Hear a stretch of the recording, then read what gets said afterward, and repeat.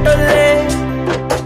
అలిగేదానివే కాదే నువ్వు ఆదిశక్తివే, ఆ దేవుళ్ళు తోడుంటారే నీకు ప్రతి బాటలో.